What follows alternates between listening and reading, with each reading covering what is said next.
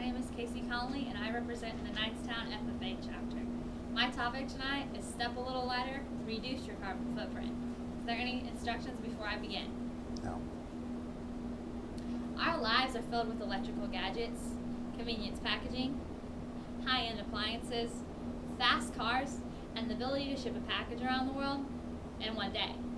We are a society of I want it now, and I want the best.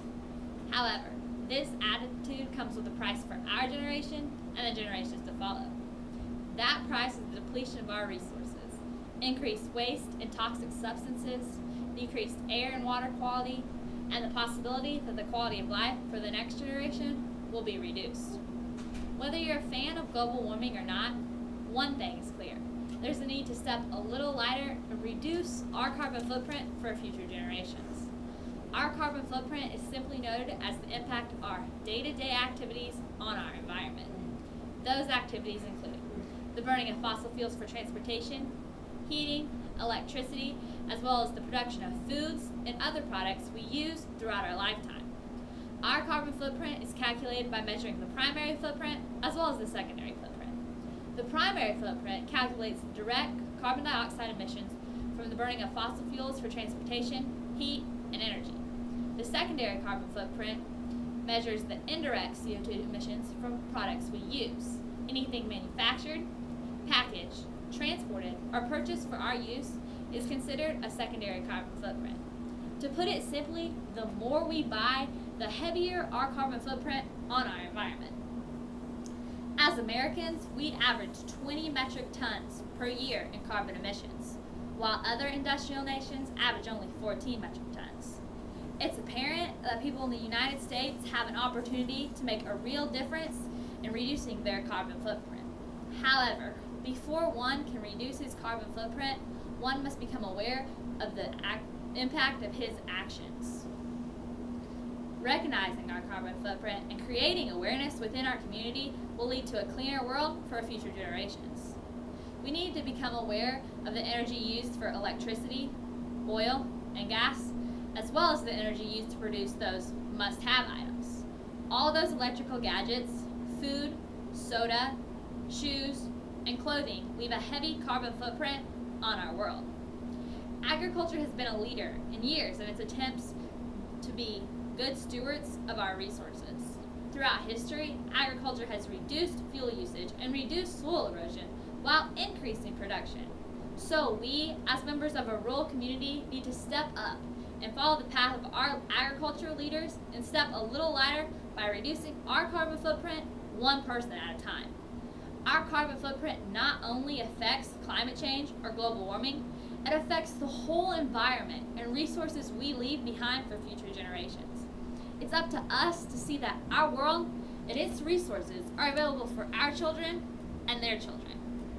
With many families being heavily affected by the economy, it's the perfect time to stop taking our world for granted and find ways we can make a positive difference for future generations.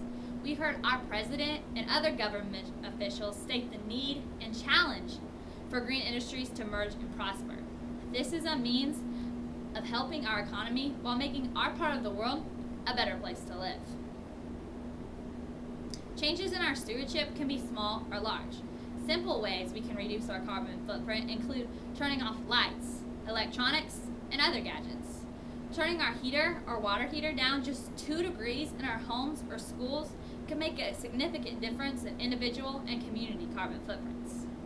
Individuals can reuse water bottles or bring a reusable water bottle to school or work. What are you doing? I'm filming you. Individuals can reuse their water bottle or bring a reusable water to school or work and reduce the amount of plastic usage up to 50% in a community. Actions such as adding insulation and reducing drafts may have an initial cost, but will reduce the carbon footprint for our schools and communities. By riding the bus or carpooling with another student or coworker, even if it's for one day, we can reduce our carbon emissions within the community. Each of us needs to become aware of the impact we leave on the environment and make one simple change at a time for our world. That simple change can make a difference and reduce our carbon footprint for a better tomorrow. My own family has begun turning off lights and drinking water from the tap instead of a plastic water bottle, as well as turning down the thermostat in our dog kennels and in our home. This not only saves money, but also leaves a positive impact on our environment. Through increased recycling, using reusable water and food containers instead of the individual packaging, and a desire to ensure that there are recycling bins placed throughout the community, subtle changes in our carbon footprint will be noticed, and our generation and the generations to follow will benefit. Each of us need to make a gallant effort to become more aware of the carbon emissions we produce through our actions and activities, and make one simple change at a time for our world and future generations. By reducing your carbon footprint one water bottle at a time, one less trip around the block with your friends, one less plastic bag, or one less must-have item in your closet, you can make a difference. So find a small way you can reduce your carbon footprint and become better stewards of our resources, just as our agricultural forefathers. Thank you.